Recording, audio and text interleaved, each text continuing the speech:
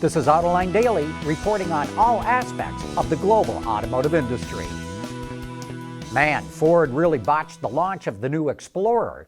Bloomberg reports that Ford struggled to build the new model due to a hostile work environment at the Chicago assembly plant where it's built, and that includes allegations of sexual and racial harassment.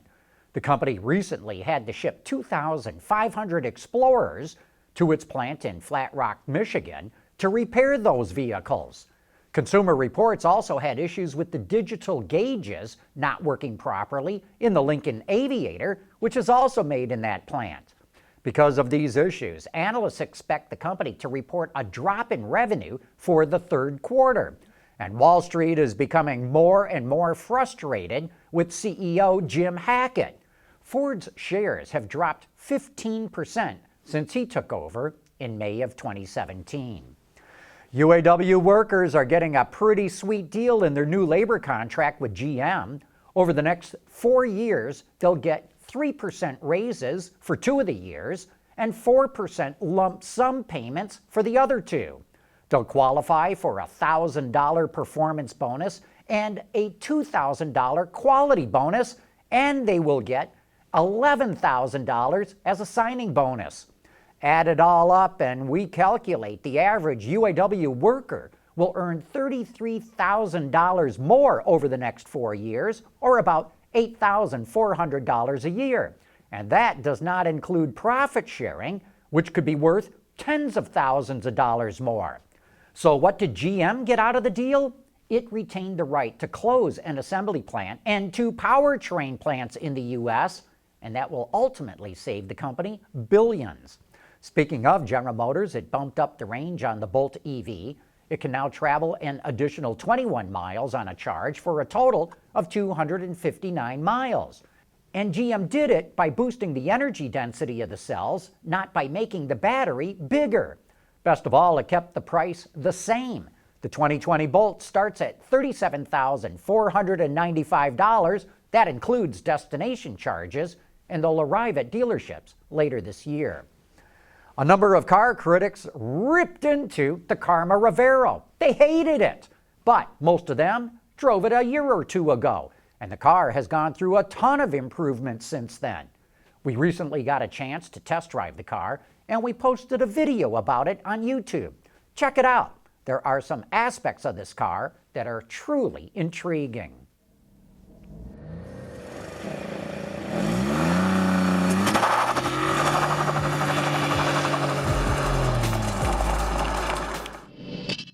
Dana is a global automotive supplier. Since 1904, we have been finding a better way by providing technologies that propel our vehicles into the future. And today, we are developing the technologies that are driving tomorrow's electrified vehicles. Dana, people finding a better way. Some people don't like using driver assistance features because they don't like the way the vehicle acts when they're activated. Hyundai hopes to change that with smart cruise control that uses artificial intelligence to mimic each driver's behavior. The vehicle's cameras and sensors take in information like the distance a driver keeps from the vehicle in front of them, how fast they accelerate, and how quickly they respond to driving conditions and speed. The system then customizes the cruise control experience to each driver's style. But don't worry, it is not allowed to learn unsafe driving patterns. Hyundai did not say when it will make the technology available. The PSA Group, which includes Peugeot, Citroën, and Opel, is electrifying its lineup of compact commercial vans. The Peugeot Expert, Citroën Jumpy, Opel Vivaro, and Vauxhall Vivaro are all part of the effort and will have 2 battery options. A 50 kilowatt-hour battery pack will return 200 kilometers of range, or roughly 124 miles, and a 75 kilowatt-hour battery will give 300 kilometers of range, and that's about 186 miles. All of those numbers are based on the WLTP test. By 2021, the PSA Group says it will electrify its entire lineup of light commercial vehicles. With the soaring popularity of utility vehicles, many have wondered if General Motors should have kept the Hummer brand around. On last week's Autoline After Hours, former GM Vice Chairman Bob Lutz, said it would make sense to bring Hummer back as a sub-brand to GMC instead of having its own dealer network. What we should have done in hindsight, we should have just done the H2 and badged it Hummer by GMC and sold it through GMC stores. And it would have enhanced the GMC brand, the Hummer would have had a home, and then if sales proved disappointing or tapered off or we ran out of money to do the H3, it wouldn't have mattered. It would have just been a model that ran for a certain amount of time at GMC, and we would have avoided all that investment. The brand still has a ton of recognition, and now Reuters reports it could make a comeback, but this time as a lineup of all-electric vehicles. Sources say GM will make a low-volume electric pickup in 2021, which will be followed by a performance variant the next year and an SUV in 2023, and the Hummer name is being considered for the new brand.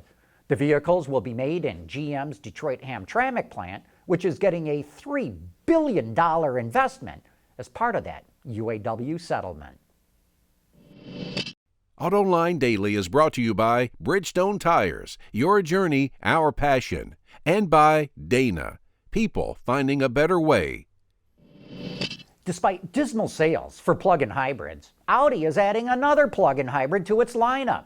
The A6 55 TFSI e-Quattro, as it's formerly called, is hitting dealerships now in Germany. It's powered by a 2-liter 4-cylinder gasoline engine, along with a 105 kilowatt electric motor that's been integrated into the 7-speed transmission. It also has a 14.1 kilowatt hour lithium-ion battery, which delivers an all-electric range of only 33 miles based on the WLTP. It accelerates from 0 to 100 kilometers an hour in 5.6 seconds, has a top speed of 250 kilometers an hour, or about 155 miles an hour, and its starting price is about $77,000. You know, heated seats have got to be one of the greatest automotive inventions of all time. According to Auto Pacific, 70% of car buyers want them in their cars. And now the supplier company, CG Tower, is using electrically conductive ink instead of wires to heat up seats. A thermal image shows how completely the ink will heat up the seat back and the seat cushion. The ink uses less power than wires. It allows for multiple heat settings and gives designers more flexibility in styling seats. It also reduces EMI, or electromagnetic interference, compared to wires. CG Tower says conductive inks are also perfect for heating up armrests, which are becoming more and more popular. And with that, we wrap up today's report. Thanks for watching, and please join us again tomorrow.